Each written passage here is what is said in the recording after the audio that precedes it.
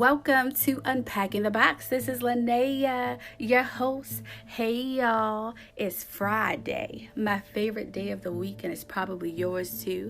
Hey, I hope this finds you all doing well. I hope you had an amazing week. Let's jump right into it, shall we? I just want to take this time to say thank you so much for tuning in. Thank you for following me on this journey. I've been receiving so much love and support, mainly from people I've never met in a day in my life, and I thank you for that. So many people telling me how they're in love with my voice. It sounds sexy. So your girl got a plan B in motion, because the sex operators, they be making like what, $19.99, $20 a minute. Your girl might consider that too. I don't know. You gotta have a plan B, plan C, D. You gotta have something to fall back on. So if this don't work out, your girl is gonna be girl 6, okay? So let's get right into it. Cheating. Oh yeah, we gonna get into this cheating topic since it's running heavy over social media right now because of the whole Nicole Murphy and Antoine Fuqua situation. And I guess that's how you say his name. I'm not sure. If you're new to me, I chops names up. That's just how it is. Cheating. Now, some of y'all gonna feel me and some of y'all not gonna feel your girl, because some of y'all women, yes, women, I'm talking to you right now. Some of y'all women done hopped on that male privilege bandwagon. So y'all ain't gonna feel what I'm about to say, okay? Cheating is a choice.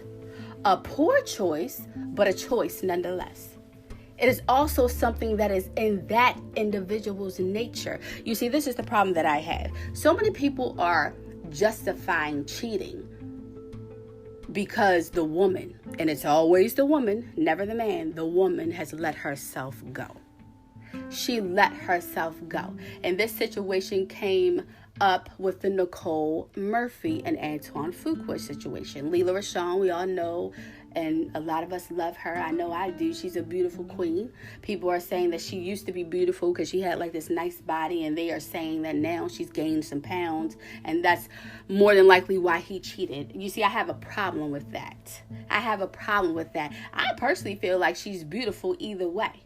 I got a real big problem with that. Let me tell you why. Women, with age comes weight sometimes. When you carry a baby, weight comes more than likely. Now, there are some cases where women, they don't gain a lot of weight, or they gain no weight at all. But for a lot of us, we gain weight. We get heavy. Some of us look to food for comfort, and we gain weight because y'all dudes, y'all men are getting on our damn nerves, okay? So we be eating, okay? Now, I'm not saying that's the right thing to do, or that's a good thing, a healthy thing, no. But that's what it is. Some of us, after we have children, we develop medical problems. Those medical problems lead us to take medication, and sometimes those medications that we have to take make us gain weight. There's a slew of reasons why a woman may gain weight, okay? So for someone to say that because this woman has packed on the pounds and she let herself go, we don't know what battles she may be fighting health-wise or whatever behind closed doors. I just think it's real insensitive to say that she let herself go, and that's why he possibly is cheating on her. That's why women get cheated on, because of how they look and because they haven't let themselves go. And that's my problem with that. That is so insensitive. That is male privilege. That's bullshit. That is complete and utter bullshit. She let herself go.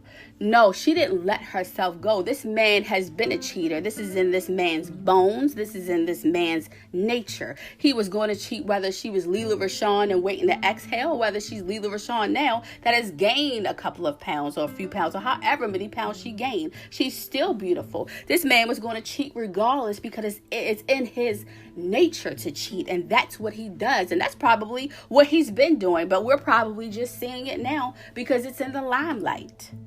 And that goes for a regular Joe Schmo. It's in his nature to cheat. It doesn't matter if the woman is skinny, if the woman is thick or heavy. I don't like to use the word fat. I feel like that's disrespectful. I'm sensitive. I'm a woman myself, so I am sensitive to that. So you don't know what is going on behind these closed doors. But I truly believe if someone is going to cheat, it's because that's what they do anyway. That's what they do. And that is my opinion on that. That is my opinion on that. Like, I just, male privilege, that's what it is. It's a male privilege. Males just have this thought process. I don't get it. And I welcome any and all commentary on this matter. Let's talk about it. I'll do a part 2. We can do a part 2. You can come on the show and we can talk about it. And we can debate it. We can debate it, because this is ridiculous to me to sit up here and justify someone cheating because of how someone looks or they let themselves go. If you love someone, then you love that person. You love them through whether they're skinny, whether they're big. You love them for who they are. So don't give us that bullshit excuse, oh, she letting herself go. No. The physical is not what's important. You can have the fattest ass, the biggest breast, the tiniest waist, the flattest stomach.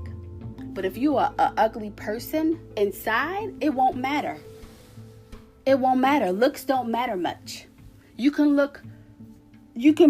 have muscles, you can have abs, you can have the hip dent. Me and my girlfriend, we call it the hip dent. When y'all know, ladies, y'all know what I'm talking about. The hip dent with the guys and the muscles and stuff. It doesn't matter. But once you come out of your mouth wrong, or you show that you have an ugly personality, it won't matter. So that's my opinion on it. Again, I welcome any and all and every feedback that there is. Hit me up, unpackingthepodcast@gmail.com, and we can debate, and I'll invite you on my show and we can talk about it. We can talk about it some more. All right? Listen, now, I break down my blog posts. We are going to break down a serious blog post. I actually revamped this post. I went back and rewrote it again because I'm always tweaking things, guys. You got to bear with me. I'm always tweaking things. I'm always trying to figure out how I can make something better, especially when I'm trying to paint a picture. I want to make sure that I paint the best picture I can as possible. So we're going to get serious right now. This is a very serious subject matter. So I'm just telling you right now, get ready. This post that we're going to break down is called No Means No, Part 1. I haven't done a Part 2 yet. I am working on that, but I did a Part 1. If you have not read it, you can go check it out, but I'm getting ready to break it down right now. So let's go. Women, the most unprotected, disrespected, mistreated, abused, and beautiful beings among the land of the living. Society, I just don't understand you, and I don't think I want to. Human beings, I don't understand you, and maybe I never will. A woman comes forward and says she's been raped. A woman comes forward and says she's being sexually harassed, which could very well lead to rape eventually. The first thing you accuse her of is lying, and you demand to know why she waited so long to speak up. How dare you have such audacity? A woman is saying she was sexually assaulted. The first thing that you do is criticize and blame her. Never pointing your finger in the right direction. Point your finger at him. Hold him accountable. What you must know and what you must understand is that before a woman can conjure up enough strength to part her lips, before she is ready to speak her truth, she has already went through unimaginable stages of trauma, fear, shock, and shame.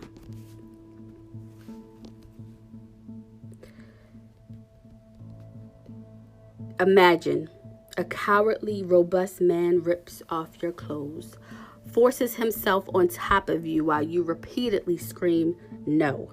He's touching you in all of your most private, sacred, and vulnerable places, violating you in every way possible.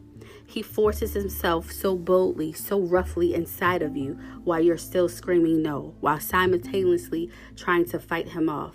Now listen, you guys, I want you to close your eyes, as I read this, because I really want you to imagine this. I want you to imagine this if you can. If you can. I know it's hard. I guess the word no is foreign to him. No isn't good enough for him. He's winning the fight and you can't escape. You are experiencing pain without pleasure. He's hurting you so bad. There's no way out, and in reality, it's only been a few moments. However, in your real time, it feels like forever. Your body becomes weak and you succumb to his force. He finishes, but it's far from over. After he rapes you physically, he begins to rape you mentally and emotionally.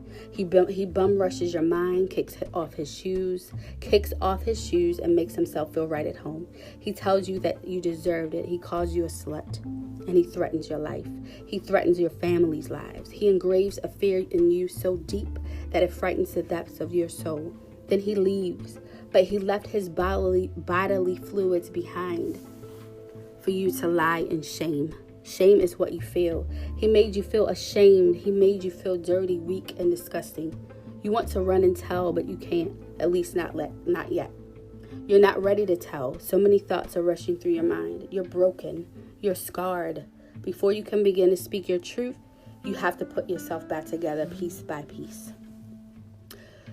So, and then after that, I wrote, did I paint a good enough picture for you? So after a woman endures this magnitude of trauma, you shut her truth down immediately. You blame her and not him. She's the victim, yet somehow she is to blame. You question why she took so long to speak her truth, whether it was a week ago, 3 months ago, 1 year ago, 5 years ago, 10 years ago, or 20 years ago. A crime was committed. A crime is still a crime, and trauma doesn't have an expiration date. It should never be taken lightly. We live in a world dominated by the patriarchs. Some happen to be rich patriarchs who could care less about protecting the matriarchs. Yes, we live in a world driven and dominated by male privilege. God forbid the man is of a high caliber profile with great wealth. He will try to vanish her truth, and he will persuade the masses to follow suit. Then again, what's done in the dark always comes to light. Acknowledge her, protect her, listen to her, believe her, seek justice for her, hold him accountable, blame him. No absolutely means no. So I wrote this because I heard, on social media, and this always happens. Every time a woman says she's raped, she's, sexually assaulted, she's sexually harassed, or anything, it's always her.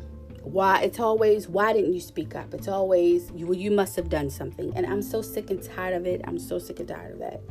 And so I wrote this because I wanted to get it off my chest and express myself. And I wanted to paint a picture. I wanted to take you to that place where this woman is being raped.